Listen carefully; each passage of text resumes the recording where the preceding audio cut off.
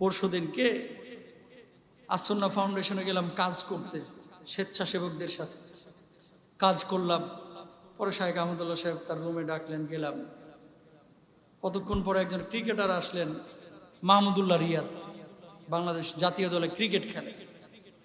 আমি অবাক হয়ে গেলাম যে এত বড় একজন মানুষ, জাতীয় দলের ক্রিকেটার, তারা তো আর আলেম না, কিন্তু যতক্ষণ সে ছিল তার প্রত্যেকটা কাজ দেখলাম সুন্নাহ মোতাবেক। সুবহানাল্লাহ বলেন না?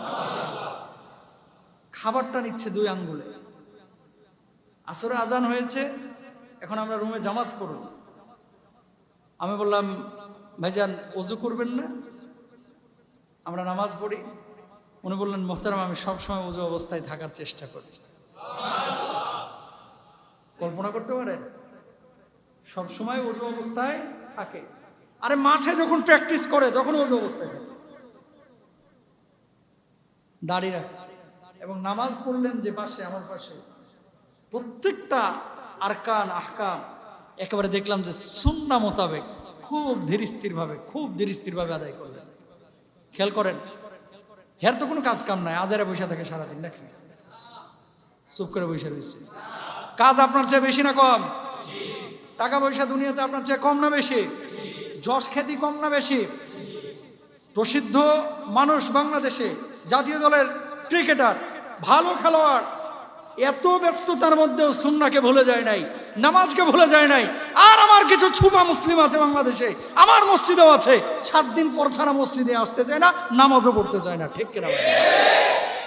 তাদের এত কাজের পরে যদি নামাজটা ঠিক মতো রাখতে পারে, এত কাজের পরে দাড়ি রাখার কারণে পয়সা গেছে নাকি? নাউজুবিল্লাহ বলেন না?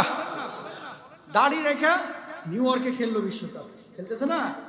এখন খেলাধুলার বিষয়টা ভিন্ন, আমি সেই দিকে হাইলাইট করতেছি না। আমি যে বিষয়টা বলতে চাচ্ছি, তারা তো আপনার আমার চাইতে অনেক ব্যস্ত, তারপরেও যদি নবীর সুন্নাহ মানতে পারে, তারা তো অনেক ব্যস্ত।